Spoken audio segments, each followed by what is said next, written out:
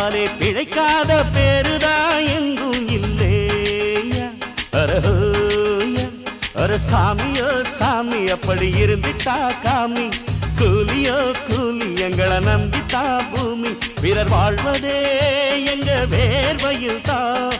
உழைப்பாளி இல்லாத நாடுதான் எங்கும் இல்லையா. அவன் உழைப்பாலே பிழைக்காத பேருதான்